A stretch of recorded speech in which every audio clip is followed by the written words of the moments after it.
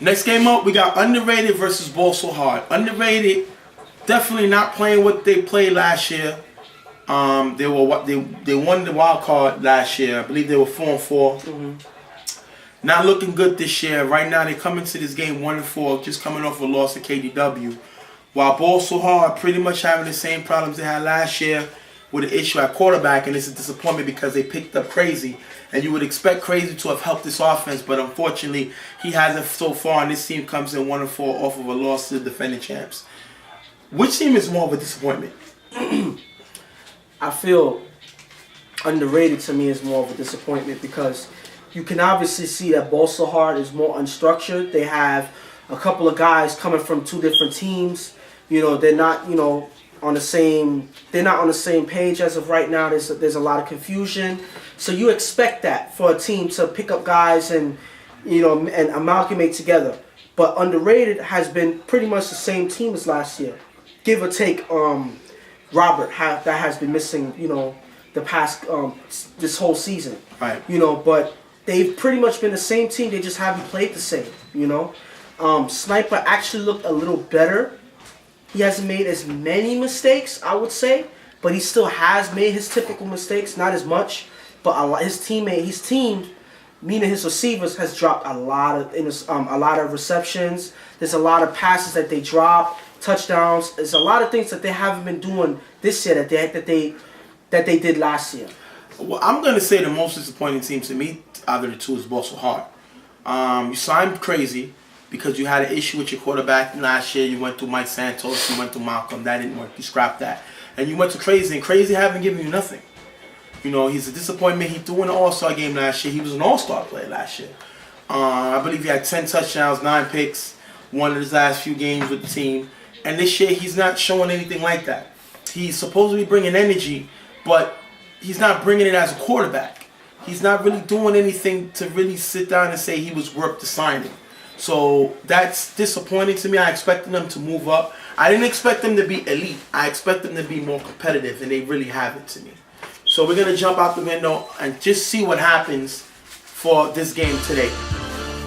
We're going to start off with Sniper throwing a nice pass to MJ. MJ was an all-star. Great pass. They got the chemistry going for the last few weeks. Great pass from Sniper to MJ. I feel like MJ has become his main receiver this season. He's the one go-to guy where if it doesn't work with MJ, it's not going to work with him at all. So he's going to MJ whenever he sees him, whenever he needs it. And he's mostly been effective this season. 2 plays later, Sniper's going to throw a touchdown pass to Joe in the corner. Great touchdown pass from Sniper. Joe's been consistent. He likes that little corner route. Works again here. Gives them a 6-0 lead. I feel like this is something at the end of the day, this is their bread and butter. That corner play to Joe, I feel like it's been happening so many times already that some teams picked it up, some teams haven't. Sometimes it happens so quick that you don't notice until it's too late. I feel like this is something that really works for them, and I feel like they should keep going with it. Julian, on the next series, as Ball So Hard gets the ball and Crazy gets to start, Julian drops a pass for the first down. Julian has not been playing on his similar all-star level as he did last year. I think he's had to step back, and it's disappointing to see him because I expected him to be a top player, at least for his team this year, and he hasn't really shown that. I feel like he's carrying a lot of weight for his team. He's under pressure. I feel like everybody's looking at him to do something, in order for this team to move forward.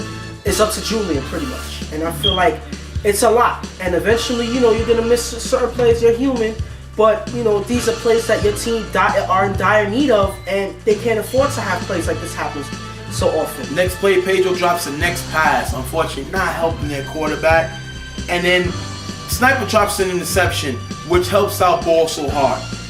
Because they looked erratic this offensive series. Sniper drops interception, and then Julian drops the next 2 passes later. So we've seen a lot of inconsistency. They're not able to move the ball. They're not helping their quarterback. And then 2 plays later, what happens on the next play? Crazy throws an interception to Randall. You can't blame Crazy for this one. He's trying to make plays. The receivers are not helping him. And then he tries to force something and throws an interception. I don't blame him. I mean, obviously, towards the end of the drive, you're going to be frustrated. You made 2 decent passes to your receivers, and they dropped both of them.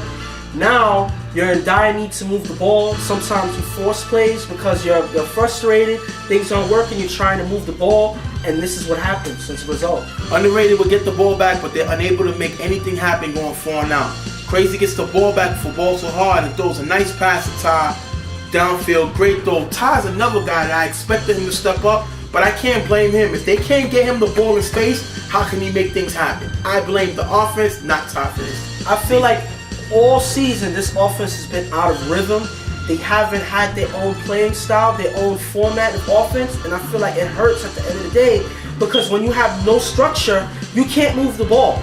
And all the defense has to do is wait for you to run to them. So I feel like they need to build that structure in order to move forward. 2 plays later, Crazy to find time to end on for a touchdown to tie the game up. 6-6. Great play. And underrated will not be able to move the ball. Next series they'll get stopped going into halftime. 6-6. Great first half for both teams, I would say, because it could have been kind of worse with these mistakes, and it's a 6-6 tie. So the second half, Junior with the touchdown drop to turn the ball over. These are the mistakes that I said that Junior didn't make last year. He was doing it on offense, doing it on defense, and maybe I guess it's too much. And they finally broke the camel's back because he's not making plays that he made last season. I mean, that's an ouch right there. That was an actual touchdown pass. Great throw by Crazy. You cannot fault him for this. I feel like this was just all Julian. He just happened to slip up with the catch and unfortunately it leads to a turnover. Underrated receivers dropped 2 passes to end the drive early and give them a turnover. Now we see why both these teams are 1-4. They're not making plays, they're not doing anything efficient with the offense, and that's why these teams are both coming into this game 1-4. So they turn over the ball on this drive. The next one, Crazy finally goes back to Ty, finds with a nice pass to the sideline. Crazy can make throws. It's not the lack of talent, it's just the lack of decision making that he makes, and no real weapons on his offense other than Ty. I mean, that's the big difference when it comes to the difference between last year and this year. I feel like he had a lot more weapons on Brick Squad. They weren't as consistent, but they had talent. They had a lot of guys. They had Boss, they had Prodigy, they had a lot of guys on their team that was able to make plays. And I guess he's not used to the same guys on this team, and it slows him down. 3 plays later, Crazy throws a touchdown pass to number 3, Ali, for the touchdown. Put them up 13-6. Great throw by Crazy. He just got to be consistent with this because he can make plays. Yes, and he just got to get a flow. He has to get into a flow, his own flow, moving the ball. And I feel like once he does that, he's able to put up points with ease. Next series, Pedro sacks Sniper on the blitz. Remember, Sniper's not mobile. So now that they get underrated, get the ball on this blitz, they're unable to help to block Pedro. Great sack by Pedro. Bad blocking by underrated. You know your quarterback's not mobile, you gotta protect them. They don't do it here. And I feel like Pedro is one person you give credit to because he's been doing that all season. That's one thing I could say that has been working for Ball So Hard. Pedro has been playing very well this season. Robert makes his debut this week. Next 3 catches to move the ball. Way to find Robert. This team's missed him. This is their only real weapon on offense next to MJ. And now that they got him, maybe he can help turn the team around. I feel like this is something that they needed from the beginning of the game. I feel like, yes, they have missed them throughout the season. Maybe that's the dynamic that changed their offense this year and made them worse. So hopefully this can be the start of something this year. Sniper will throw a touchdown pass to number 7, Edwin, to put them back in the game 13-12. Great throw by Sniper Edwin, like I said. Sniper's not a great downfield guy. He's a dink and dunk. He can chop the field up, and he's accurate when he makes the throws. And that you see it right here, putting them back in the game 13-12. And I feel like the thing about Sniper is all he needs is time. When he's not under pressure, when he has the time to find his receivers, he's a very dangerous quarterback out there. Unfortunately, a lot of times he doesn't have that time, and that's why he makes mistakes. Once again, Ball So Hard is not able to do anything on offense, giving it back. Ball back to underrated with Ball So Hard only up 13-12. Sniper's able to move the ball around with some nice throws. Great throw here to Edwin in the middle of the field. Great throw by Sniper. I mean, this is something that you need. Sniper's getting in a rhythm. He's moving the ball. He has some time, and he's finding his receivers. This is something that you need. Unfortunately, the next play, Sniper tries to force a pass to MJ, and it's picked off by Pedro to end the game 13-12. Sniper seemed like he was getting in the rhythm. He makes a crucial mistake, and they end up losing this game 13-12 because of an interception throw by Sniper. You can't force the ball here. You gotta at least give your team a chance to make a play, and he forces their hand to turn. I mean, this is where you see a quarterback relying on one receiver a little too much. I feel like MJ was double covered. He was covered. There was no window of a pass to reach MJ. He went for it anyway, and as an honest result, you already know what's going to happen. It's picked off, game over. Well, that's going to put Ball So Hard to 2-4. Underrated, 1-5. I don't think they're going to make the playoffs. Anything's possible. We're going to show the standings at the end of the show. That way you can see who's in the playoff hunt. We'll also show you who's the last 3 games that these teams have. Well, 4 games that these teams have to give you an idea of what's going on. But Ball So Hard is 2-4, something to smile about. They still can make the playoffs. Underrated can still make the playoffs. They got an outside chance, but they still can make it. So anything can happen. Well, regardless of anything can happen, this is a loss that they did not need. This all it does is pile on more pressure onto them. And going forward, now they're on dire need of wins, and they're on dire need of other teams to lose. So you don't want to put the ball or your future in anybody else's hands, because it doesn't always work out for you. I guess we're going to have to just see what happens next week with these teams. But like I said, it's playoff fever time, so hopefully they can turn it around, because they don't have no more time left. They got to make it happen now. Next game up, we got the Browns and the Generals. Browns come in 4-1. They just with a big win over IOD to break IOD's undefeated record. And Generals come in 3-2 with a big win over Animal Planet to break up Animal Planet's little winning streak. The Browns don't have Reggie this game though. We've seen their offense struggle without Reggie as they barely beat House Gang 6-0. The Generals have something to smile about. They realize that nobody's talking about them in the East. They don't care. They're a young team. They play together, and I think they're excited in the emergence of Carl, the quarterback, who has a kind of sidearm delivery, but he can be a little mobile. He can make some throws. This team can be a sleeper team that could make a wild card, I think. Well, as of right now, I feel like they are a sleeper team. They're not a bad team. They have an efficient offense. I feel like they have a solid defense. Not necessarily one of the best, but they get the job done. And they've been able to do it under the radar the whole season. So I feel like this is a team that you need to pay attention to and learn more about, because this team can sneak a win from you. I guess we're going to just see what's going on. We're going to start the game real quick. Carl gets sacked by Speedy. Great sack by Speedy. Speedy been making plays and shit. On the low, people haven't been talking about it, but it's a great sack here by Speedy to sack Carl. Great play. I mean, he wants people to know, even though he hasn't been noticed as of yet, you know, he's still one of their main, a great player on their team. He's another person that actually helps out their team with plays like this, and I feel like you're going to see more of it. Generals are unable to get the first down. They're going to turn the ball over and give it to the Browns, but the Browns get stopped. JL has to start this week. No Reggie. They get stopped. Offense doesn't look as high power without Reggie. He gets stopped here. General gets the ball back. They're going to punt back to the Browns, not able to move the ball. Next play, we're going to see JL get sacked by Ditto. Number 10, big sack by Ditto on the sack. I feel like this is a key right here. I feel like the blitz is one thing that can kill your drive early if you don't pay attention to where it's or just the ball giver coming in on full rush. It's a quick count. People don't understand so that. I feel like this is time for people to start waking up and seeing that, you know, these plays hurt when you get caught by them. The blitz, the sacks, those things add up, and I feel like they need to pick up on that. Number 3 breaks up a nice pass on second down. Great play by number 3 to break this pass up. Like you said, their defense can make some plays, and they made plays here. I feel like even though it was just it's a second down play, that actually hurts the drive, because any type of movement you had going forward is kind of slow. So all you have left is one play, and then it's if you punt or not. And eventually, after that play, they will end up getting stopped and they end up punting. Browns, like you said, will end up punting. Generals get the ball back. Carl with a nice throw down for the number 17 for the first down. Like I said, Carl has a little sidearm delivery, but he can throw the ball when he wants to. Yes, and I feel like he's one guy who knows exactly where his receivers are. He's able to make the play with the sidearm delivery.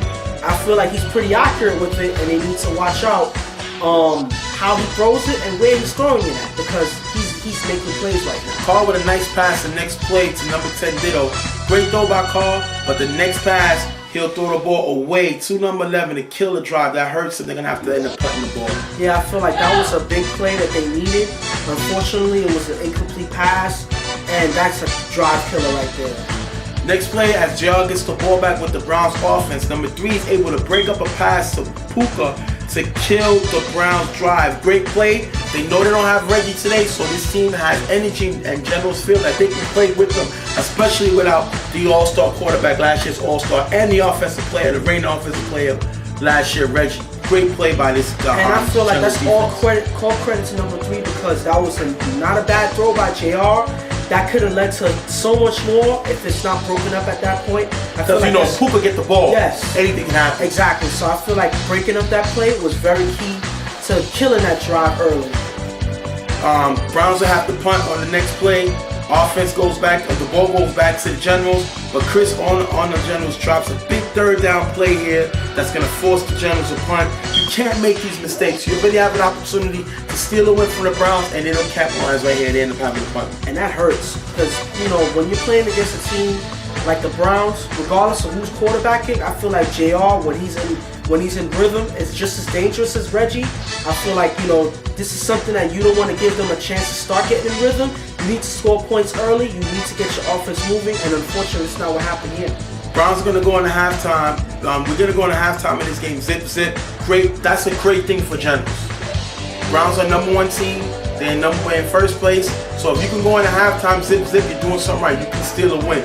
Second half, Browns get the ball. JR with an interception because of the pressure. Too successful, number 21. Great pressure by the Generals. JR, bad pass. You're the backup quarterback in case Reggie's don't show up, and JR didn't really look efficient today. Bad throw by JR.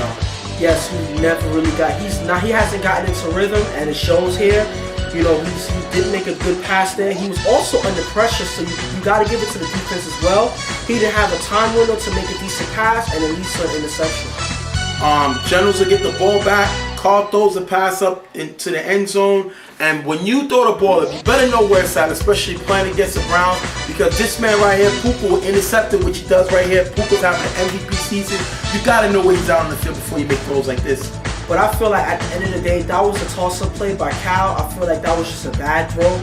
Puka was just there saying, hey, I'm here, let me catch that ball. So, not to take anything from him, but this is something you cannot afford from Cal on your offense, and it hurts them early. Browns offense get the ball back after the interception. JR with a nice pass to Puka near the end zone. Great throw by JR to Puka. Listen, get the ball to him in space. He'll make something happen. Great throw. I guess Jingle got in the air and wanted to change it up a little bit. Try not to make JR do too much. Just get the ball, then you go to your receivers and to make plays, and that worked this and play. Remember, the Browns are a team that likes to run, that likes the short pass, that likes the big yardage on the ground. So I feel like when you go back to their style, I feel that they're one of the best at it, and that's something that Jingle had to remind his team. The next play after that, JR will throw a touchdown pass to Loso to put up the Browns 6-0. You knew that they was not going to hold the Browns for long. Generals had opportunity to take a lead. They didn't. JR finally connects with Loso for the touchdown pass. Puts them up 6-0. Great play throw by JR. And that was a great catch by Loso as well. I feel like that was just a good play by both sides, the quarterback and the receiver. That's a key play right there, because the offense of both teams has been slow. It's been a lot of defense, no real offense, and I feel like this is a spark for the Browns right here, and that hurts Generals. Loso does what he did last year with Brick Squad. He gets a touchdown catch here. Next play, as General get the ball, he sacks Carl. Great tag by Loso on second down to force the Generals evidently to punt. Great play by Loso, showing he can dominate both sides. I feel like he was one of the guys that wasn't talked about last season when Malo of Brick Squad had his defensive player of the year season. I feel like Loso was the other half of the 2 linebacker scheme that they had who blitzed in at any time, and I felt like he's somebody that can make plays and can be just as efficient if they use him right. Browns get the ball back. JR with a bad throw, but Chris drops the interception. You gotta make this play. You're down 6-0. Your offense is not giving you nothing. Defense has to make plays, and Chris with a big drop there that hurts them. Yes, it does hurt them, but at the end of the day, you can't always expect your defense playing so hard against a team like the Browns to make every play that they need. You gotta help your offense out. Yes, you do. Yes, I'm not saying that. I'm not saying that. Yes, you do have to help your offense. But at the end of the day, your offense has to put up something as well. So I feel like the whole team is not actually being efficient right now. I feel like it's on the whole team at this point. JR gets the ball back after they don't intercept that play. The next play, which we always see happen in the UFL league, JR throws a pass, leads, no one tags him, he runs it in for the touchdown, 12-0 lead. Now, if Chris makes the interception, this doesn't happen. As we saw all the time, these guys don't make plays. The next play, they end up paying for it. JR finds a touchdown pass, 2 leads, puts them up 12-0. I mean, these are plays that you never expect to happen on the next play, but it's something that you try to avoid by making the play before it and shutting down that drive. That's something that you don't give the offense a second chance to make, and unfortunately they did, and it hurts them. Speedy drops the interception on the next drive that could have ended the game for the Generals, but Speedy doesn't make the play for the Browns in the interception. But Generals cannot take advantage of the mistake with Speedy with the drop of the interception. They can't get the first down, and that's going to end the game 12-0. The Browns with the win. Big win by Browns. Browns go 5-1, kind of controlling their division, while the Generals are going to be in for a dogfight now because now they're 3-3 in their division. I feel like their offense really failed in this game. I feel like they haven't really been able to do anything in this game. I feel like, I'm not saying that the Browns just don't have a good defense, they do, but you have to help somehow by starting to drive, scoring. You got to do something. You got to get into the rhythm, and they never did. From the beginning to the end, they were off, and I feel like that hurts, and it leads to the loss. And now they got a big game against IOD coming up this week. That's really going to be a big challenge because at IOD it is 5-1. So you never know. Well, 4-1, I would say, based on whatever they win, if they want to lose this week. But no matter what, they're a top team, and now Generals have to try to pull that game. And the Browns got Animal Planet, so I think they could probably take they control their own destiny. They got ownership of the division. We're gonna have to see next week what happens. But the Browns pretty much know what their job is, to what they're trying to do. Remember, they were undefeated last year. They lost the Western Conference Finals. We would have put them into the championship. This year, because of the new teams, they get switched to the East, and they dominate in the East the same thing they did in the West last year. So I feel like you can't take nothing from the team. I feel like whatever division, whatever side, whatever conference you give them, they play well. They play hard against their team, against their opponents. I feel like they're efficient. And as you can see, even though JR hasn't been able to put up a lot of points in this game, he was efficient enough to pull away a win. For the second time he started, they was able to come up with a win. So I feel like you give them all credit in the world. They're playing very well right now. We're going to just see what happens next week with these teams. Next game up, we got Animal Planet versus Reckless. Animal Planet comes to this game off of a loss to Generals at 2-3. Reckless come into this game after a big win to Rawness last week. Yes. So that puts them to 3-2. Animal Planet, Reckless has won 3 in a row. Remember last year they won 5 in a row. Yeah. So they on a nice streak, a nice winning streak. People are not talking about them, but they're playing very well, good football, especially Mimi. He's been shut down. Nobody able to guard him. Scoring points, getting picks. Great season so far by Mimi. I feel like this offense has been led by Mimi at this point. I feel like there's no defense that Mimi has stepped on the field against that was able to stop him. I feel Mimi was able to do whatever he felt like on offense, and it results in a lot of points put on the board by Mimi. Well, remember, Mimi plays with Carver, in other leagues. He's a veteran. He won championships. He's about 6'2" in height, can run, but he's a physical receiver rather than a regular finesse receiver like a cable guy for Carver. Mimi's a more physical receiver that doesn't mind going over the middle, doesn't mind the spotlight being on, making clutch catches. And that's what he brought over to Reckless, who lost Bishop. So I think he's having a great year, and Bug is learning to use him. It seems like the same way he used Bishop last year. And Animal Planet, they win one, they lose, they win, they lose, they're up and down, but they're 2-3 with a big win on YMM this season.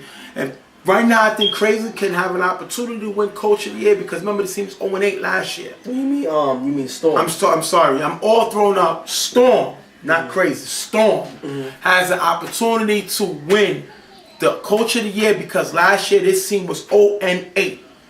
Now they're 2-3. They're changing around. They're something to talk about. Great quarterback in Pito. I think he should be an all-star player. But we're going to have to see how it ends up the season. We're not going to jump out the window too early. But I think Animal Planet is something to talk about.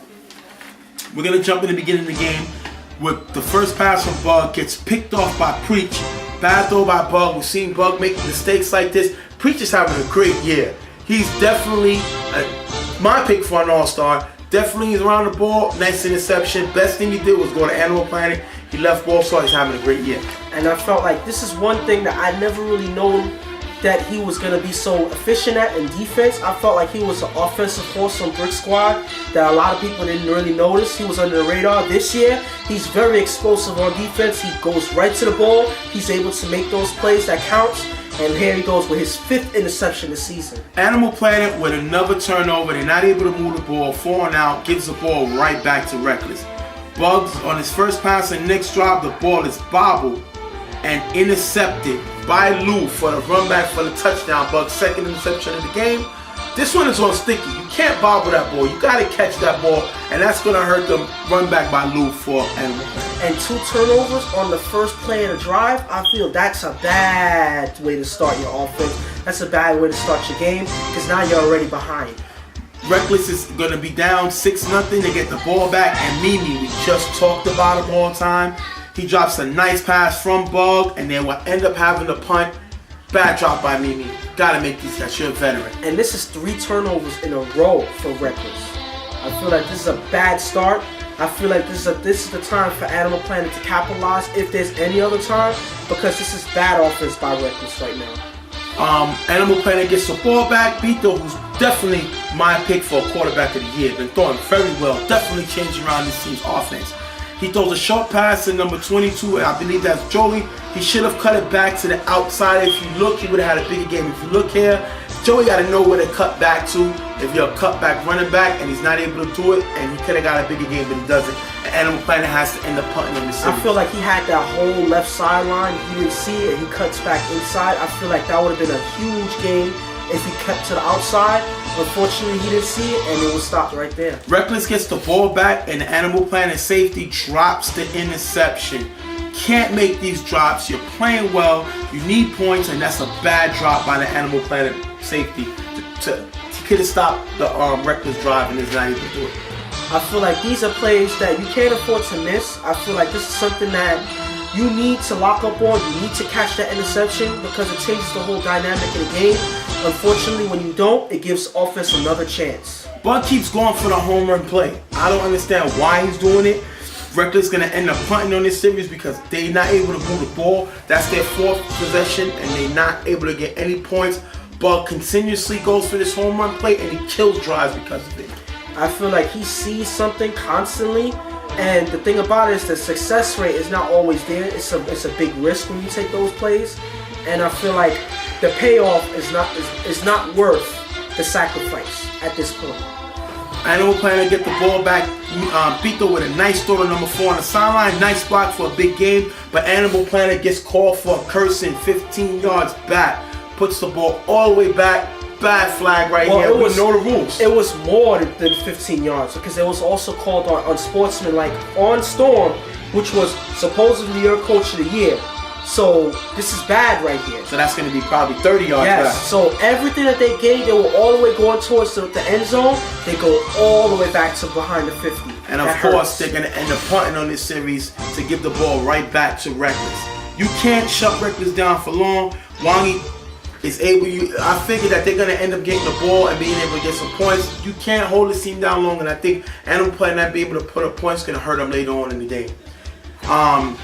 Reckless gets the ball back. Wangi drops a pass there, the first down. Bad drop by Wangi, not helping Bug out. Bug is already not having a good day, and these drops definitely kill you. I feel like this is just the theme of the day for their offense. They haven't been efficient. Their receivers have been dropping passes. Bug has been throwing bad passes. They've been taking risks. I feel like at this point it doesn't look good for them if they don't fix this. Bug will get the ball again the next play. He gets blitzed. Bug is not mobile. He's not a runner. He throws the ball to Sticky. Sticky's not looking back, and it's incomplete, and Reckless will have to end up punting on this series. 5 possessions, no points. Not a good look for this team. And this is not a way to start a game at all. I mean, if you cannot score points at this point, and when you have opportunities, it ends up hurting later. But at the end of the day, it's halftime now. They're still in the game because Animal Planet hasn't been capitalizing either. So I feel like which team is going to start first? Which team is going to get their engines going? Which team is going to start making efficient plays on offense? I haven't seen that yet. Next, we got the second half. Animal Planet goes into the half up 6-0. Animal Planet is going to drop a touchdown pass. They're going to have to end up punting once again. Mistakes on offense. No offense today. Bad play by Animal Planet. Could have jumped out to a nice lead, but ended up having a punt. And I feel like this is a big win that you can pick up. This will be another upset win if you win this game.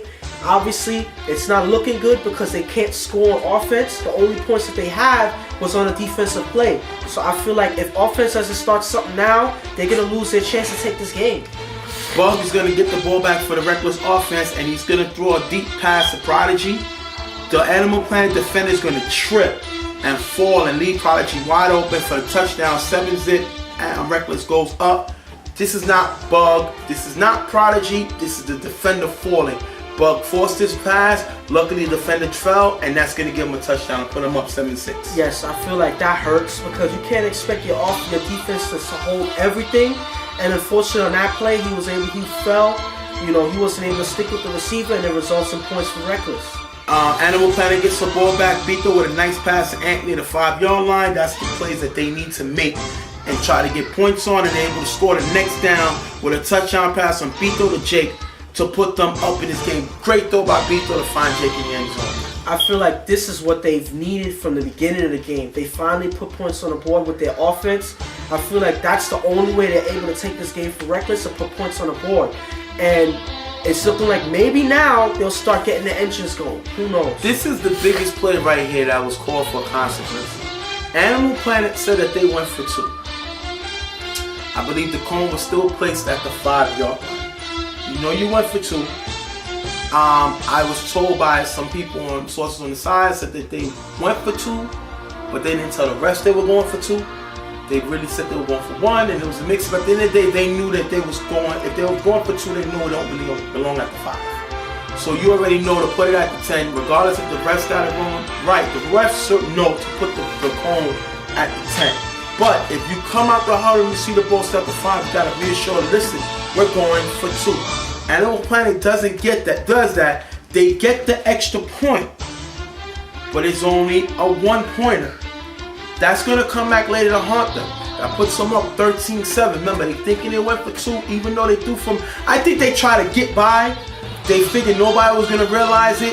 They probably said they went for 2. The cone wasn't spotted right. They tried to sneak one by, but it's still 1 pointer if it's from the 5. It's 13-7. I think it's going to come back to haunt them. What do you think? Officials' fault? Animal Planet? What do you think? I feel like you have to pay attention if you're going for 2. Okay, yes, the officials probably did place it on the 5. They probably weren't told exactly what they were going for, so they assumed that it was a 1-point play. I was told that they let the stat keeper know that they were going for 2, but the stat keeper doesn't have anything to do with what's going on in the field. Right. So if the stat keeper marks it as a 2-point conversion, it doesn't matter because it's up to the refs to place it at the right part of the field. So if the refs don't get it right, it's going to be counted as 5, and that's exactly what happened there. Well, Reckless gets the ball back. Right now, they're down 13-7. Bug with a nice throw to a wide-open Mimi for the first down. These are the plays Bug should be making. You don't need to force. Let your receiver get open. That's what Mimi does. Great throw for the first down. And I feel like now you're starting to see Mimi. This is not a good look for Animal Planet because you do not want to get Mimi back in the game, because once he starts to get in the game, he can dominate. And this is not something to look forward to. Bug throws his next pass to Wangi, and it's intercepted by Preacher. Preacher's 2nd of the day, his 6th of the year. Great interception by Preach. Bad throw by Bug. Preach is on fire right now. People ain't talking about the defensive player of the year, but he's definitely 6 interceptions. Yeah. And he plays what, linebacker? Yeah. Wow. I feel like he's very explosive. He's very athletic. He plays defense well. He's able to stay with his man regardless of who they are, and he's able to get to the ball and make plays like that. I feel like he's big for their team right now. But Animal Planet is not able to capitalize and go 4 and out without trying to kill the clock. You got the ball. You're up. Use that clock. We see a lot of teams not doing that. They don't use the clock. I gotta put this on beat though. And Stone, the quarterback and the captain. You gotta know to run the clock out. They don't do that, and they end up giving the ball back to Reckless with time left on the clock. I mean, this is something that's typical. This is a mistake that you just shouldn't make. This is one-on-one. When you have the lead and time is running out, you kill the clock the best you can. You make them run out of their timeouts. You give them less of a chance on field to make a play because then they'll eventually be able to drop. You don't want to give them that chance. You want to take the game away early. And this is not something they did. They do 3 quick passes. They went 4 and out, and it didn't hurt Reckless at all because they had ample amount of time to drive down the field. Why give them that chance? Bug is going to get the ball back with some time left on the clock. He's going to drive down the field. The next 3 plays, great plays by Bug on the throwing, getting his act together after throwing 2 early interceptions. This pass is almost intercepted, and it would have ended the game. Stop doing this. We done watched the show. What usually happens when you don't get the interception that you're supposed to get? You give the offense another opportunity to score, and that's something that you just can't afford.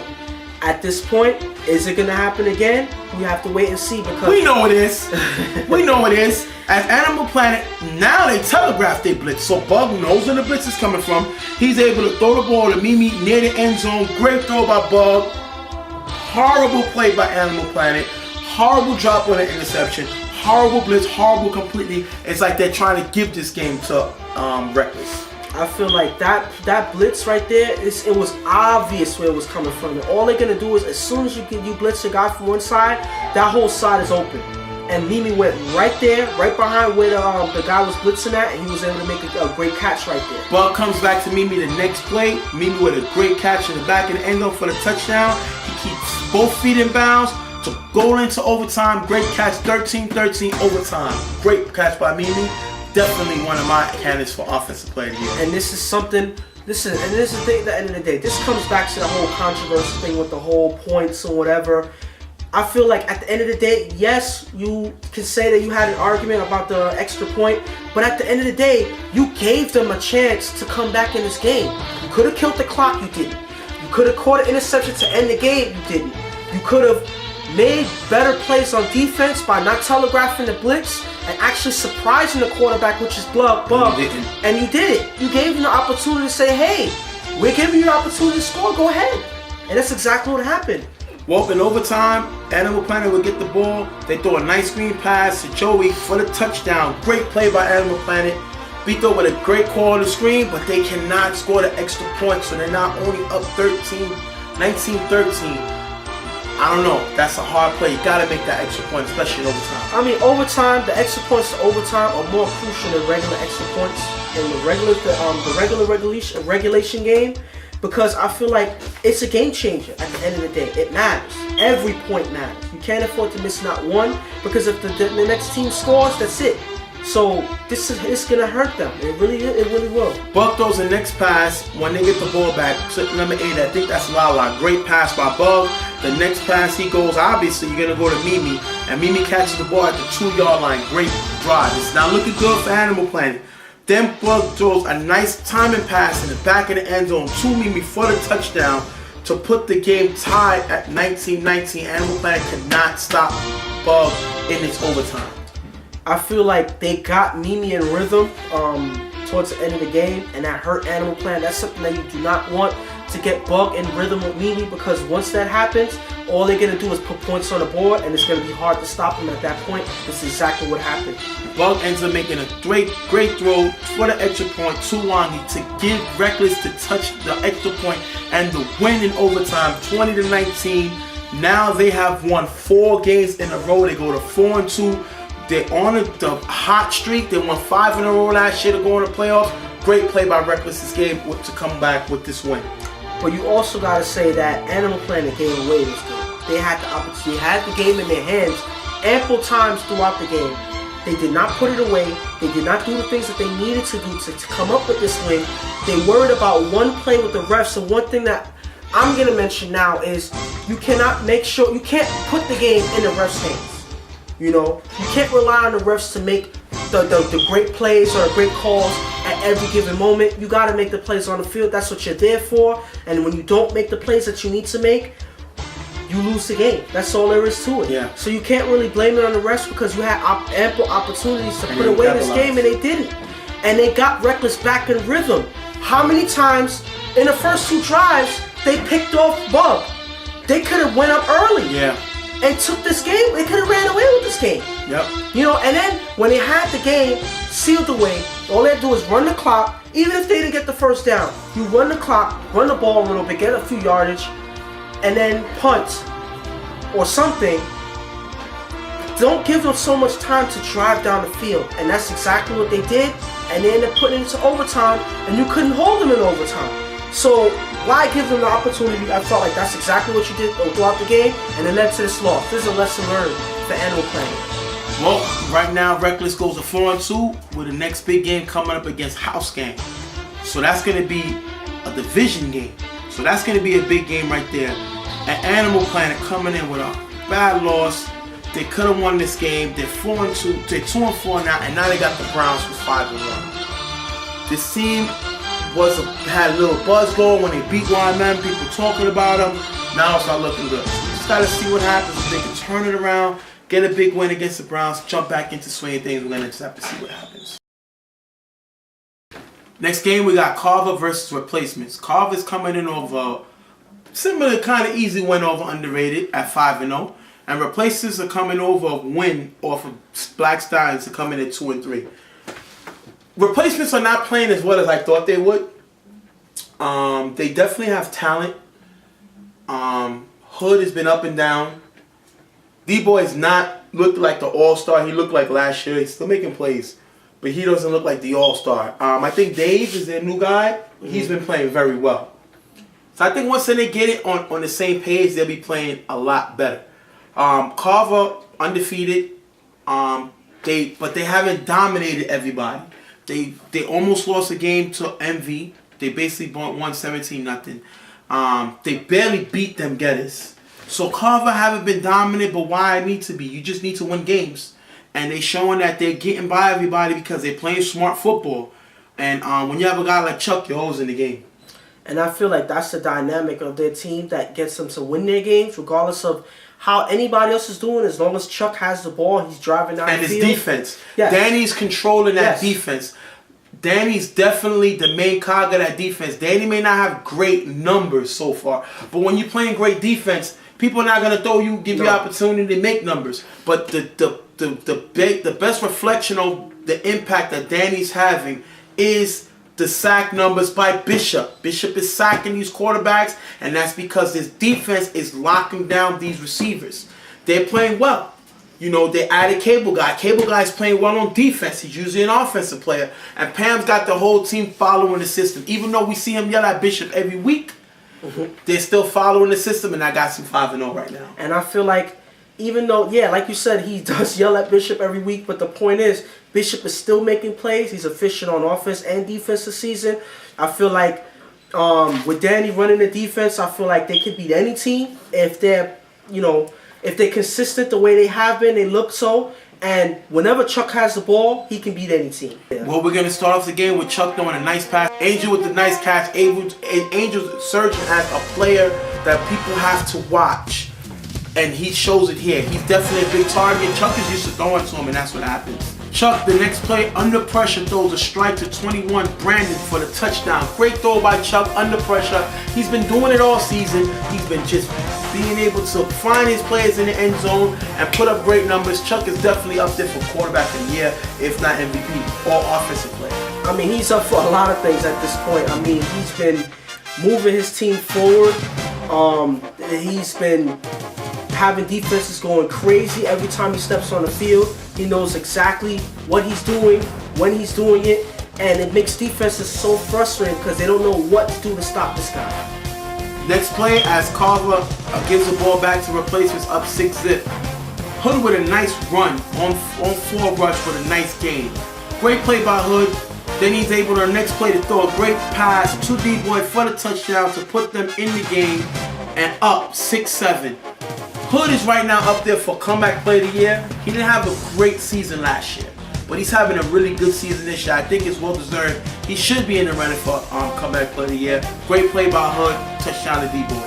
And I feel maybe it's because he took the helm for this team rather than being a cog in NVR's team last year. Right. I mean, he has a bigger role now. He's their main quarterback, and he's looking very efficient out there, especially when he's able to run the ball as well as he is, as well as he has. So I feel like that's a big difference maker right there. Chuck gets sacked by number 44 Henry on a nice blitz. We've seen Chuck get sacked a few times this year. Sometimes he may not worry about it because he knows he can still score, but I think that hurts his numbers as an offensive player or quarterback of the year because you can't take sacks. You know, I mean, yes, we're gonna say sometimes stuff is a smart sack, but I think when you measure up, the sacks add up. So we see him take a few sacks. I don't think it's a big situation, it's a big problem, because when you're putting up points, it doesn't matter, especially when you have a defense going back here regardless. In all honesty, I don't even think he's looking at that. I think he's on a mission. The main thing he's looking for is championship. And he's not looking for anything else. He's not worried about the stats. He's not looking for, oh, how many times did I get sacked? You know, how much numbers do I have here? I feel like he's worried about getting to that championship and coming down with that victory. That's mainly his purpose right now. Well, Chuck with a nice pass, a few plays later to Boo Boo, and Boo Boo runs for a huge gain. A lot of people don't understand that Boo Boo has turn it up speed. He is not a great separation guy. He's not going to sit down and blow by people, but he has turn up speed that people sleep on, and he can go to the next game. It's a great game by Boo Boo right here. I mean, that's something that they didn't expect. That was a good throw by Chuck, and that was just a great run downfield by Boo Boo. I feel like on both sides, that's just efficient ball movement by the offense. I feel like this is something that replacements has to lock up on, because right now they're not really doing that great of a job. Chuck 2 plays later finds West for the touchdown and put them up 14-7. When they get back in the game, they're up 14-7. You can only hold his offense for so long, and replacements are not even going to hold them at all. I mean, that's the point I was going to get at. They weren't able to hold them at all. They had no chance so far. Chuck is already in rhythm from the beginning of the game, and I feel like this is not a good sign for a replacements defense. I feel like they're going to have a lot of trouble moving forward. 88 on the next series for replacement, drops a big pass by Hood. Bad drop by this player. You got to help Hood out. Hood can't do everything on his own. And that was just a great throw away from the defense. That was just for him to catch. He didn't come down with it. That might have led to a touchdown right there. That may hurt them. You don't squander your opportunities right there. This is one of the things we talked about as far as Danny coaching a great defense with the head coach on the sideline. Danny being an excellent captain, coordinator on this defense, and Carver leaves 2 guys to rush on 4, and 47 ends up getting the sack on Hood. They know Hood can run, so leave 2 guys on the 4 rush count. Hood can't go nowhere and get sacked. And one thing I gotta say is that a lot of people don't realize, if you think about it, you can send your whole team to rush the quarterback at 4 rush. Doesn't matter who it is. And this is one time where I see the captain actually capitalize on that, leaving 2 guys there to rush in at 4, so the quarterback has nowhere to go on either side. He ends up getting sacked. Carver can't score when as replacements punt, and they go into the half 14-7. Second half, Carver get the ball. Boo Boo with a great hit replacements to get the ball, but Boo Boo with a great hit on kickoff. Boo Boo can get physical, and he has some muscle behind that that tall. He's always joking, but when it's game time, he can lock up the cleats, and he's with a great hit there. And he didn't look like he was joking this game. He looked like he was all business. He was here to make plays. He was here to whoever's in front of him to knock him down, and that's all that I saw. I didn't see no joking on his face today. Next play, Hood gets blitzed and takes off for a nice gain. They don't leave the 2 guys there this time, and that's a nice run by Hood and a nice gain on the run. Remember, Hood can take off at the pocket at any time. And that's something that he's been known for. That's something that they need moving forward, because if they can't get it to the receivers, I feel like that's a big add-on for their offense right there. Next down, Hood with another run on 4 rush. He shakes 2 guys. Look at this move he puts on Bishop. This is a great move on the reigning MVP. Great move by Hood. He's able to run in for a touchdown to put them back in the game 14-14. Great run by Hood. He makes 2 guys miss on 2 separate occasions on that play. I feel like that's probably one of the greatest quarterback runs I've seen this whole season so far.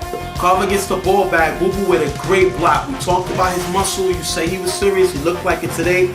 Great blocking, and Chuck is able to throw a touchdown to Brandon in the back of the end zone over D-Boy. D-Boy did not see the receiver behind him. Great play by Carver, gets him in the end zone. And I feel like communication is the key here. I felt like the corner who was positioned to the receiver didn't let him know that he passed by him, and all he did was let him pass. D-Boy did not see him behind him, and unfortunately by the time D-Boy did see him, it was already a touchdown. Carver goes for 2 points, and unknown, the ball giver for replacement gets blocked, but he still gets back up and able to get sack Chuck for another sack for him. 20-14, great play by unknown, showing that engine is always going. Replacements get the ball back, and on the first play, on first down, Bishop with the big sack. Bishop been doing it all year. So why can't he be up there for defensive player because he's a ball giver? I mean, he interchanged interceptions for sacks, but I feel like these plays are still a big part of their defense at this point, and I feel like they need to see more of it. Hood throws a nice pass. 2 plays later, success. Great throw by Hood, showing that he can do more than hurt you with his feet. He can hurt you with his arm. Nice pass, success. Great throw by Hood. I mean, Hood has been having a terrific game. He hasn't made any real bad throws. He's been looking very efficient on both on the ground and in the air. Against a Carver defense, that's saying something. He's looking very great today. He's able to throw a touchdown pass to Brewski in the corner to put them back in the game. 20-21. Great throw by Hood to Brewski. Give me a beer, Brewski. I like that name. I mean, come on. I mean, Hood is in rhythm in a way that I've never seen him before. It comes off as playing a team like Carver Mob is actually having playing his best out there. Yes. I feel like this is the best I've seen Hood play. I feel like if he looks like this throughout the season, there's a lot of teams that's going to have trouble stopping this offense. And I feel like they need to see Hood like this all the time. But they give the ball back to Mr. Chuck Brady. He's able to move the ball on the next 5 plays. Chuck Brady, he's a maestro. Just like Tom Brady, they carve up the defense. Whatever you do bad, they will find it and they will hurt you on that. And that's what Chuck does here with nice throws by Chuck. I mean, I feel like he's one of the guys that his patented style is he takes what you give them and gets more. I feel like these are plays that they're hard to stop because you don't want to give up the deep ball, which he can throw, but his patented bread and butter is the chop up plays, and he's doing it here, and it's so frustrating that you can't do anything about it. Next play, 2 plays later, Bita and Steve-O both blitz together, which is a flag, which gives Chuck a free play, and he's able to capitalize, find the angel for the touchdown, and put Carver up 26-21. You can't make mistakes, especially like this. You gotta play perfect, and then when you make mistakes, you make it easier for Carver. But you know what's the killer right there to your defense's morale is that even though they both blitzed, they were both picked up on the block. So it didn't matter how you blitz 2 guys and they still get picked up on that block. And you are able to make a great throw right there. I mean, there's nothing else to say. I feel like their offense is in sync right now. They know where to put their blockers, regardless if the guys falter and make a play for a flag by sending 2 guys. It didn't matter. That was an easy touchdown right there. Next series, 47 sacks Hood as replacement get the ball back. Great sack. Hood is not able to get away from this one. He gets sacked here.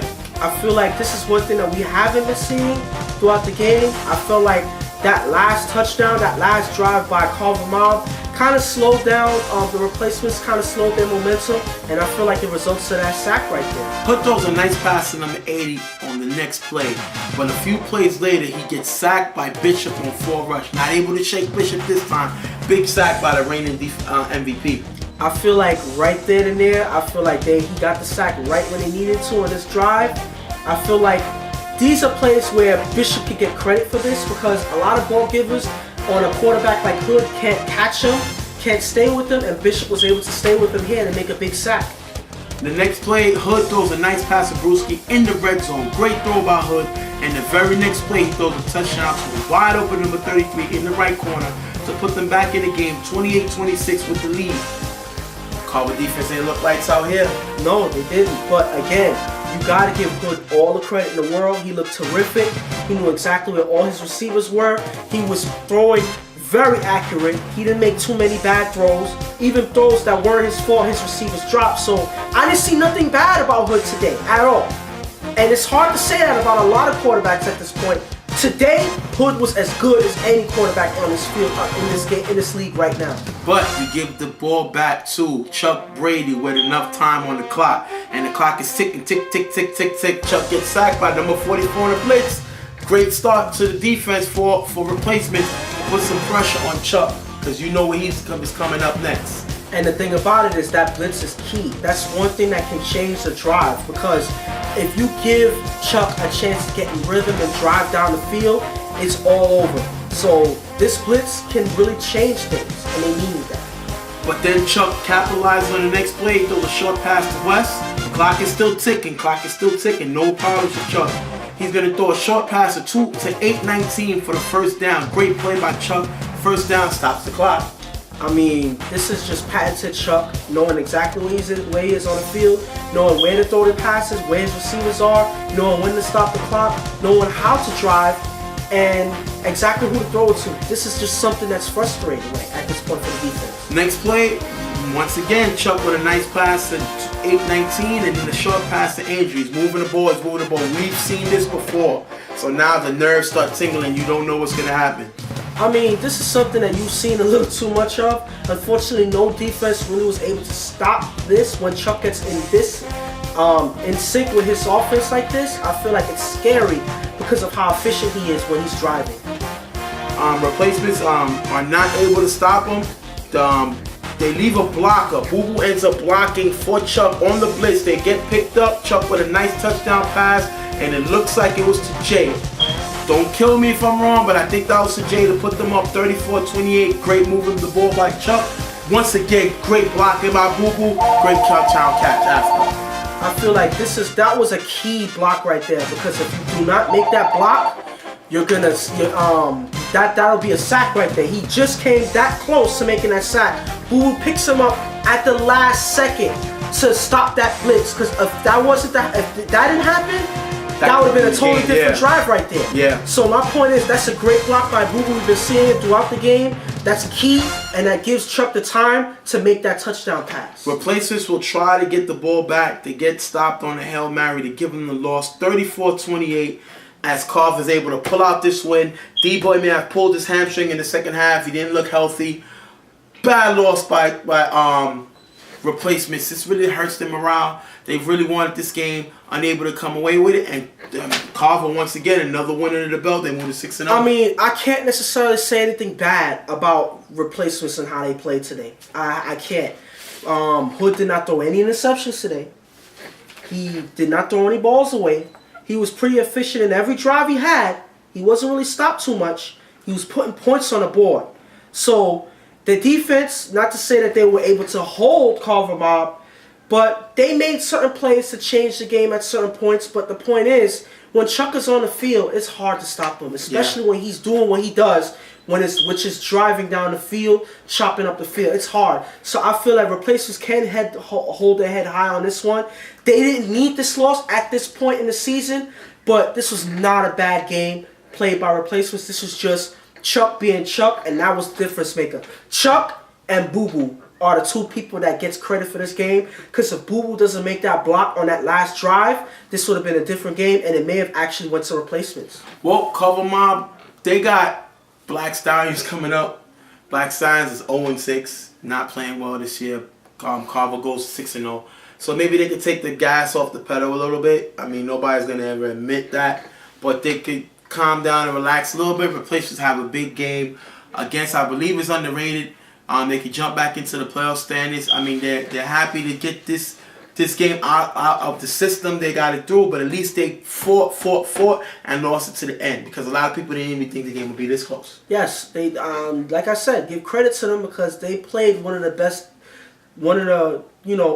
one of the best teams in street football in Carver Mob, and one of the best quarterbacks in street football. Yes. So, and they were able to contend with them all the way to the last play. Yes, and that's exactly. something that a lot of teams can't say, especially this season. The only other team that was able to do that was them Getters. So I feel like this is great play by replacements. If they play like this, they'll be hard to beat. So they need to remember this game, remember how they played, because this is something that they can use moving forward. All right, we're going to see what happens next week as these both teams try to take over and sit at the head of the table in the playoff run. Last game up, we got Valley Boys coming in against KDW. Valley Boys has been on Wesley all the time, but they've been getting it better now. Chino's been throwing for them now. They've been looking a lot better. Definitely look like a contending team as long as they play on the same page. They're a smaller team, but I think they have athletes that can make plays when it's necessary. And I feel like a lot of people have been watching Wesley at this point, so I feel like they were forced to get their other guys into gear and making plays because they couldn't go with just throwing it to Wesley throughout the season. They wouldn't have went nowhere. And since they changed up their, distributing the ball to more people, I feel like that made the difference for them. KDW, on the other hand, been playing very well. Bruce has been very well throwing the ball. And the only one I could talk about is Brian. Brian has having a great season. He's proven that he's unguardable. Him and Mimi has been the two best offensive players in the league as receivers because they've been doing it all season long. But we're going to have an unfortunate situation towards the end of the game. We'll talk to you at the end of the game about it. We're just going to jump into the game now and explain what happened. Chino starts off with a nice pass near the 5-yard line to start it off to get the mojo going. And then he tosses up to Wesley, but Wesley catches the ball out of bounds. They almost was able to start off capitalizing on top of this first drive, but they're unable and they're going to have to punt. That's a textbook play. That's a usual bread and butter for them. Tossing it to Wesley in the end zone. Unfortunately, Wesley did not land inbounds, and they were not able to come up with a touchdown, and it ends up going the other way. Bruce gets the ball back on offense on his first possession. He throws an interception at Davey, number 2. For Valley Boys, bad throw by Bruce. Can't make these throws, and he makes them right here. I mean, these are things that they don't need. Bruce has been playing pretty efficient throughout the season, but he does make plays like this every now and then, and unfortunately it happens right here. The next play on Valley Boys offense, Chino with a nice rollout. Chino got the speed. He can definitely get out the pocket, and he throws a nice touchdown pass to Justin to give them the lead 6-0. Great throw by Chino, great catch by Justin. I mean, he's a quarterback that's very surprising for his size. He really has an arm, and he can run the ball. So these are things that's that people need to notice more and actually pay attention to because he's able to make those throws that he needs to make in order to put points on the board. If one is good, more is better because on Bruce's next possession, he throws an interception back to Davey to give Valley Boys the ball back. I don't know if Bruce has a good connection with him. He needs to realize Davey's not on his team. I don't know. I guess at this point, he's not able to find Brian out there yet. I feel like maybe Valley Boys is actually playing good defense, locking up on their receivers, so give them credit. I feel like this is not a way to start the game off with 2 turnovers. I feel like it hurts, and if the other team capitalizes, you're in for a long game. Chino rolls out on the next possession as they get able to get the ball back because of the interception. He rolls out and throws a nice pass to number 6. Great throw by Chino, showing that he's better. He's more dangerous when he's moving around. The guy can move, and that's going to hurt a lot of teams as they start to learn how to play this team. And that's a way that you learn how to play him. You can't let him roll out like this because he's comfortable rolling out. He's able to make accurate throws on the rollout. So this is something you have to watch. You have to keep him in the pocket in order to prevent throws like this. Unfortunately, they didn't do it here. Chino's going to throw a touchdown pass on the next few plays to find Justin, his second catch of the day. It's Justin's second touchdown, Chino's second passing touchdown to put them up 14-0, and right now Valley Boys are in the driver's seat. Yes, I feel like those 2 plays by Bruce hurts them early because they weren't even able to get a drive going at all. And Valley Boys were able to capitalize on both turnovers by KW, so it hurts them early and they're in for a long game. Bruce gets the ball back, and now he's tired of looking for other receivers. He goes to his best receiver, his best weapon, one of the best downfield route runners in the league, and throws a touchdown pass to Brian. Great touchdown pass to Brian. Brian's 9th touchdown of the season. This kid is on fire. Great throw by Bruce. Puts him back in the game 13-7, going into It's astonishing that only in week 6 he already has 9 touchdowns. That's already way more than the MVP had. Yeah. Which he had 7. I feel this is crazy right now. The stats that he's putting up, and he's doing it no matter what team he's playing against. I feel like he is unstoppable at this point. There's nothing else to say about that. Second half, KDW gets the ball back. Bruce with a nice pass to Brian in the end zone. Looks like Brian's 10th touchdown of the season, but he's called out of bounds. No touchdown. Bad route by Brian. Got to know where the out of bounds is, and he doesn't keep his feet in bounds yet. I mean, we're not used to seeing this happen, especially with Brian. But unfortunately, this is one time where it did happen, and it hurts KDW because this is how they would have been able to come back. They would have actually probably tied the game with that touchdown, but unfortunately doesn't count. Bruce is going to end up throwing to number 13 on the next pass, and he drops an interception, he drops a touchdown pass, which hurts his team. And we always see this happen. When you drop crucial passes, what happens in the next play? Bruce throws his third interception in the game to Davey, ends up turning over the ball. If 13 would have caught it, that would have been good, but Bruce tries to make something happen and throws interception to Davy's third. I mean, yes, you put that on Bruce for making a bad throw, but the receiver who didn't catch the pass on the last play, there's no excuse for that. You got to make that play because it changes the whole drive. Now it seems like Bruce has to force something. It's a dire situation now. If you would have caught that pass, your offense would have been a little more comfortable. That would have never happened. Valley Boys get the ball back, and Chino's sacked here by number 11, Heck. Great sack by Heck. They tired of letting Chino roll around the pocket. Heck chases him down. Nice sack. That's a changer right there. You have to keep Chino in the pocket in order to keep him from making the throws that he needs to make, and he's able to do that and come up with the sack at the same time. Next play, they blitz Chino by number 22, and Chino gets up in getting sacked again by Heck to turn over the ball. Great blitz, way to keep him going around in the pocket, and Heck finishes up the sack. This is a big defensive drive by KDW. They needed this turnover. This is one way to stop Valley Boys from putting more points on the board because they were in rhythm. This is one thing that stops them and gives KDW another chance to come back. Bruce gets the ball back down and he throws a nice bullet pass under pressure from the blitz to blow Chad's chest. If you didn't see it on the sideline, Chad was throwing up after the touchdown pass.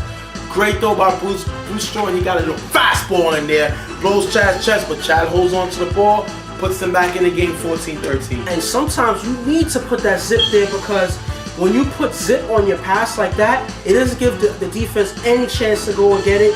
It's one of the best passes you can make at a short notice. And I was able to put up quick points right there. I feel like that was just a great throw by Bruce. Valley Boys get the ball back, and Heck is able to get another 2 sacks on Chino to kill the drive. Great pressure by Heck. Keeping Chino in the pocket. Chino can't escape this dude. I feel like the defense has actually figured Chino already. They noticed early that he's able to roll out and make plays. They're stopping that by surprising him with the blitz, keeping him on his toes, and they're able to sack him and kill their drive. Valley Boys gonna have to punt. Bruce gets the ball back on the KDW offense, but he gets sacked by number 92. I think the name is Facette, but great play by the defender to get the sack on Bruce. Bruce is not over. He's not outrunning nobody. Great sack, yeah. And this is something that you need to see more of. Bruce is not mobile, so you need to design plays, blitz him, keep him under pressure because all Bruce is gonna do is try his best to throw it over you. And he's been making a couple bad throws. Put him under pressure like that, he'll make another bad interception. Bruce tosses the ball up, tries to find Chad again for another touchdown, but it's incomplete and ends up being a turnover. And then they're gonna have to give the ball back to Valley Boys. Valley Boys won't get nothing out of this next drive. They'll have to punt right back to KDW. Either team showing nothing really much on their next possession. No, I feel like it's been decent defense and no real offense. I feel like they lost rhythm because of both. Because of the plays on defense kind of killed them early with the sacks and the good defensive play. I feel like at this point, now they have to get that rhythm back going towards the end of the game. Bruce gets the ball back, team down 14-13. He's able to drive the ball and throw a great touchdown pass to Brian over Chino to give Brian his 10th touchdown of the season. We're going to break this down in the blueprint because I guess I'll get you to see what happened, how Brian got open, and how they get able to take this lead on the blueprint. What's going on, people? I'm here with another edition of Blueprint. I'm here to break down the last play of the KDW Valley Boys game. This is more of a simple breakdown because it was just a one-on-one defense that fell apart at the end of the play. As you see over here, Brian is being defended by this defender here. Bruce is looking towards Brian this whole play for that home run. If you look, Brian cuts inward on this route and right afterwards cut right back out. By the time he makes that outward route, Bruce is already throwing the ball. This defender thinking he's still going inside, doesn't notice that Brian goes back outside. By the time he notices and tries to catch up to him, it's already too late. Brian catches the ball, and it's a touchdown for KDW. It's as simple as that. That's all I need to do to break it down. That was just bad one-on-one defense, so that's all I can say about that. And that's the end of this edition of Blueprint. I'm Ghost, and we'll check you later. Now we're back from the Blueprint. You get to see Ghost is able to take you through the Blueprint. Great throw by Bruce to find Brian. Brian has 10 touchdowns in, 6 games? Wow. I feel that that's just astonishing at this point. There's nobody actually even near him right now. I feel like the closest person is Mimi, and Brian is way ahead. Chino. Well, no, I'm talking about in the league. Oh, the league, yes. I feel like at this point there's nobody stopping him. On offense, he's doing whatever he wants, and I feel like Bruce needs to look for him because he's always there to make a play. And I feel like nobody's able to stop him, so Bruce needs to just keep giving him the ball. Bruce is unable to get the extra point, so Chino will get the ball back down. 14-13, he throws a pass away. The end zone is incomplete. Unfortunately, they try again. Chino is blitzed. He throws the ball looking for number 11, and end zone is incomplete. KDW comes out with the win, 20-14. Great win by KDW. And I felt like Brian was the key to this. Brian and key plays by the defense, sacking Chino, keeping him in the pocket. I feel like those are two things that changed the game in this game because they didn't look good on the start. Bruce was making made a couple bad throws early, and it gave Valley Boys a chance to go ahead.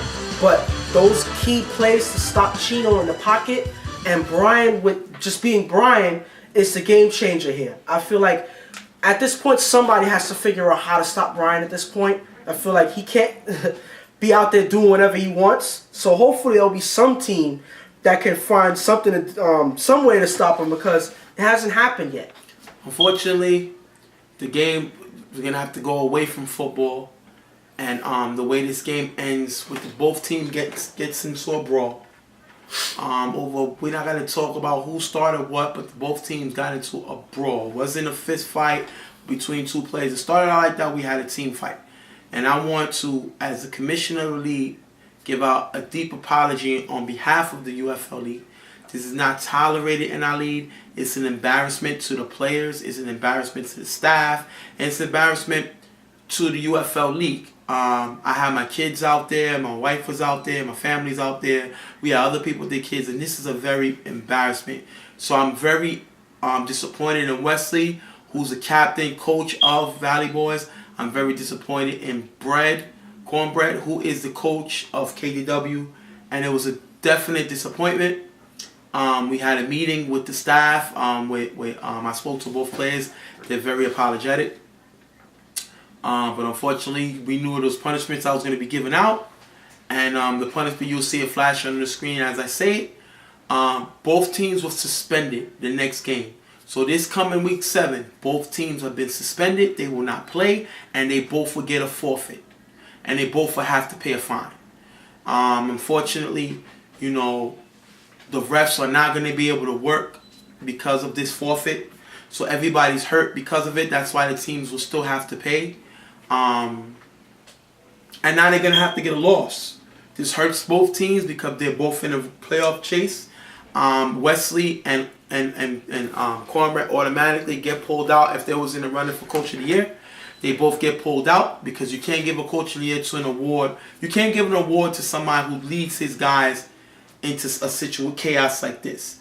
So they'll both be pulled out if they were up there for it. They will be up there for any other on-field awards. But as far as Coach of the Year, they're both going to be stripped of that if they was on the running. And it was a total embarrassment to the league. And I'm very disappointed in what happened. Yeah, I mean, this actually hurts because knowing Wesley and knowing Brett, they're both nice guys. They're both humble guys. So this is something shocking to see out of both of them. It's shocking to see out of both teams that they will actually come and get into a rumble like this over something that, if we're here to play football, it should stick to football. It shouldn't be anybody going to war, fighting anybody, whatever. That's not what we're here for. And if anybody has has that attention span to the point where they want to come and they want to be like that, then there's no need to step on our field. There's no need to come and ask about when the games are. There's no need to play, because that's not what this league is about. That's not what we're here for, and that's not what you guys are here for. We're here to have fun and play football. And obviously, it went way beyond that at that point, and it's something that's very disappointing. Unfortunately, both teams will lose their players who played with them, who started the fight for the season. And that's going to hurt KDW more, because Chad has been another weapon. He's the next person next to Brian. And they lose him for the year. He's suspended. I heard he had a track record of this.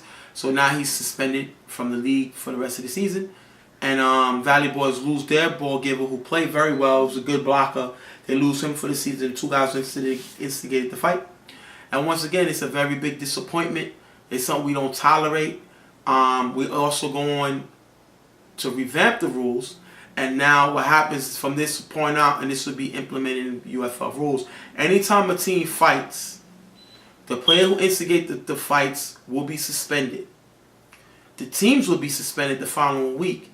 And the team could possibly lose their best player, deemed on the league to decide who that is, for numerous games. So that's to be a rule implemented from now on. This week it was just the team both got forfeits, but going forward, you can lose your best player for the season, if not just multiple games. The UFL will not tolerate this type of disrespect, this type of behavior, and we want to go on record. And this takes away from the football mode. We had some great games, and it's unfortunate that we have to talk about this garbage and this embarrassment. Once again, us as minorities showing that we're incapable of trying to keep something positive, that we have to show that we have to let people believe that we are ghetto people, which we are not. But when we have situations like this, as well as situations as guys smoking on the field, still, this is what happened. And there will be police officers on the field this week. The Parks Department is cracking down, and this is a warning to y'all. There will be undercover cops. People will be fined. So if you're coming on the field to do that, I advise you not to, because they will be there this week. And this is something that was a long time coming. I mean, we warned people on the field. We tried to let them know. They should know already at this point that we don't really tolerate smoking on the field. And because of that, we are, holding the field for you guys to play games or whatever. And y'all throw that back at us by smoking on the field. I mean, what do you expect to happen? Now you have people watching y'all. Now you have to be careful, because now y'all can get slapped with a fine for doing something y'all already know y'all not supposed to do in the first place. So now we're going to end the show up like that. Hopefully, we'll be able to bounce back next week. The UFL's a growing league, and I feel sometimes you have to take a step back to take a step forward. So, unfortunately, we had a rumble. Now it's out the system. We will not comment on it no more. We won't discuss it anymore, because we don't want the league to be about that. We don't want to bring more attention to something that negative. So next week we'll have the award winners up, the people who's up there for awards. We'll have the All-Star sneak preview. Hopefully you do a good job. Did a great job last year. We'll show you a sneak peek with the people who made the All-Star game. And next week we'll have Martin Luther King's birthday passing. So on the field this week we'll interview some guys. We'll have guys, we're going to try to spice it up, have a little fun. So hopefully we'll have a nice time next week. We can get rid of this ridiculous situation, and we'll be able to get back to what we love, which is football. Exactly. So that being said, I'm Stephen J. And I'm Ghost. We're going to wish y'all a good week. We'll see y'all on Saturday and for another week of football. Enjoy y'all. We'll see y'all later.